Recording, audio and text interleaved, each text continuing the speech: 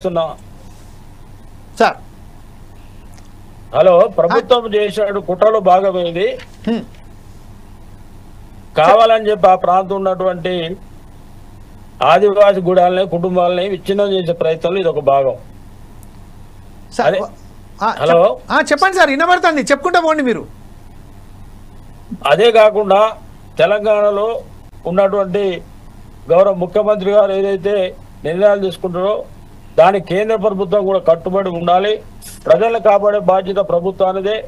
ఆదివాసి గుడాలు ఉన్నటువంటి మరి ఆదివాసి బిడ్డలందరినీ కూడా ఈ కేంద్ర ప్రభుత్వం కాపాడాలని చెప్పి మరొకసారి మీకు విజ్ఞప్తి చేస్తున్నాం.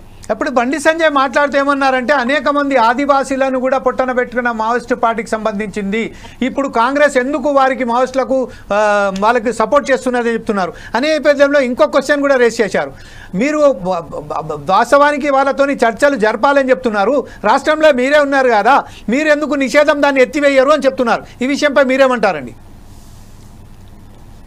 ఇప్పుడు కేంద్ర ప్రభుత్వం జరిగేటువంటి పోరాటం సార్, మా వల్ల ఏం లేదు. తెలంగాణ రాష్ట్రంలో ప్రభుత్వం మరి చక్కటి ఆలోచన ఉంది. ప్రజలందరినీ జనజీవన సవంతిలో కలవని చెప్పి ఆలోచన బాగానే ఉన్నది మా తరఫున. కాకపోతే పోలీసు అనేటువంటి వాళ్ళు భయంకరమైన వాతావరణం చేస్తున్నారు కేంద్ర ప్రభుత్వం. వారిని ఏదైతే ఉన్నటువంటి బీజేపీ గవర్నమెంట్ ప్రభుత్వం ఉన్నదో ఆ ప్రభుత్వం మంచి నిర్ణయాలు తీసుకోవాలి, ప్రజలను కాపాడాలి.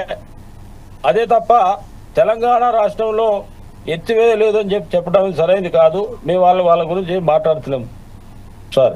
రైట్ సార్, ఇదే విషయంపై ఒకసారి ప్రొఫెసర్